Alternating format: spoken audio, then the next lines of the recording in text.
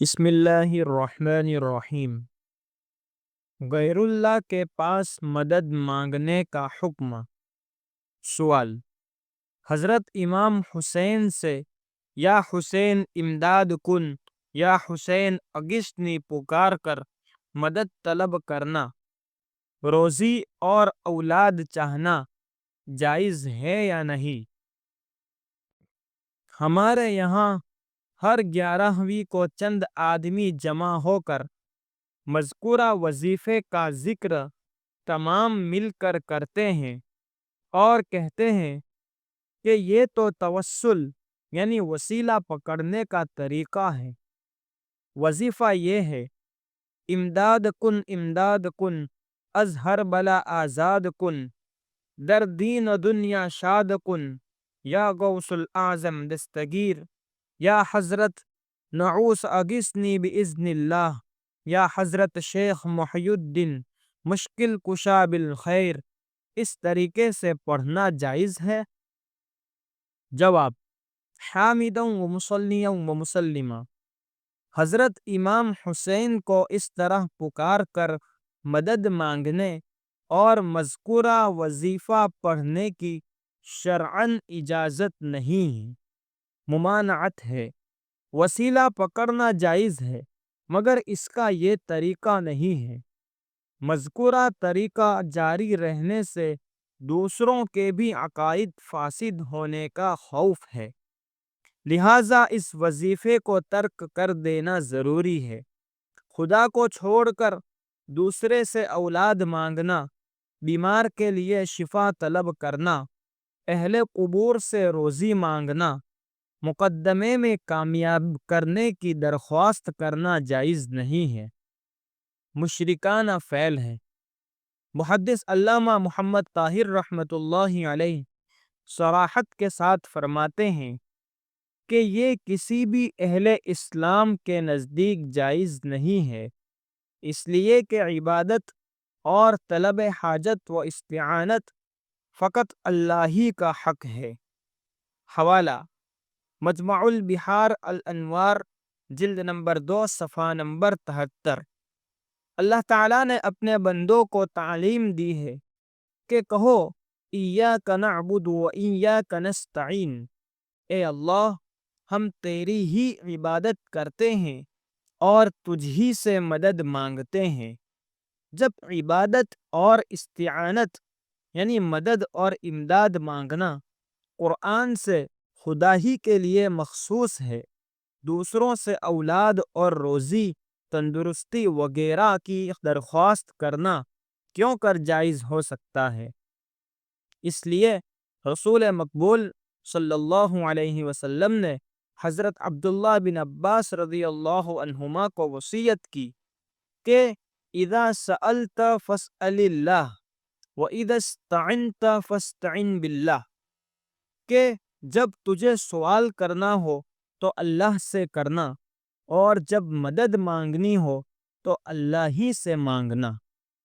حوالہ: مشکوٰۃ شریف، صفحہ نمبر 453۔ حضرت غوث اعظم مذکور حدیث نقل کر کے فرماتے ہیں کہ ہر ایماندار کو چاہیے کہ اس کو اپنے دل کا آئینہ بنا لے اور اپنے جسم، لباس، گفتگو وغیرہ ہر معاملے میں اس پر عمل کرے، اور فرماتے ہیں کہ جو شخص ضرورت کے وقت خدا کو چھوڑ کر لوگوں سے مدد مانگے وہ اللہ کی صفات اور اس کی قدرت سے ناواقف ہے، اور فرماتے ہیں کہ افسوس تجھ پر، تجھے شرم نہیں آتی کہ خدا کے سوا اوروں سے مانگتا ہے حالانکہ وہ دوسروں کی بنسبت زیادہ قریب ہے، اور فرماتے ہیں کہ ایسے مخلوق کو خدا کا سا بھی ماننے والے اور دل سے ان مخلوق کی طرف متوجہ ہونے والے مخلوق سے اعراض کر، اس لیے کہ نہ تو ان سے نقصان ہے اور نہ نفع، نہ عطا کرنا ہے اور نہ تو محروم رکھنا، اپنے دل میں چھپائے ہوئے شرک کے باوجود توحید حق کا مدعی نہ بن، اس سے تجھے کچھ حاصل نہیں ہوگا۔ آپ نے وفات کے وقت بھی اپنے فرزند عبد الوہاب کو نصیحت فرمائی تھی، تمام حاجتیں اللہ کے حوالے کرنا اور اسی سے مانگنا۔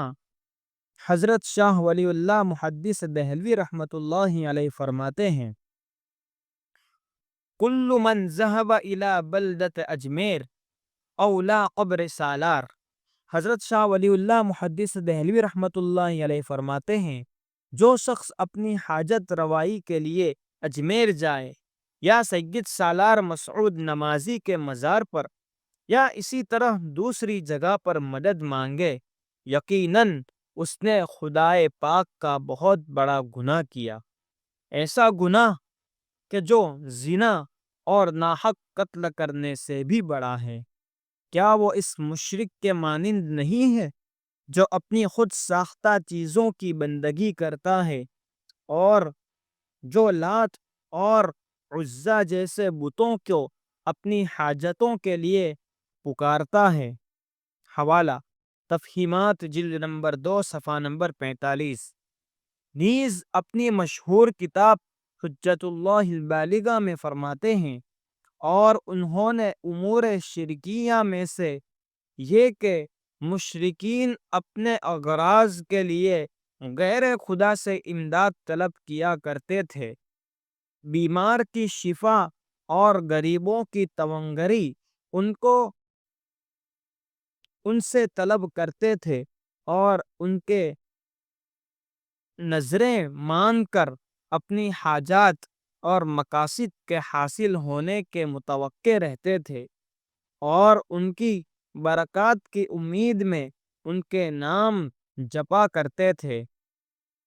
اسی واسطے خدا تعالیٰ نے لوگوں پر واجب کیا کہ یہ پڑھا کرے، ایاک نعبد و ایاک نستعین، ہم تیری ہی عبادت کرتے ہیں اور تجھ ہی سے یاوری کے خواہاں ہیں۔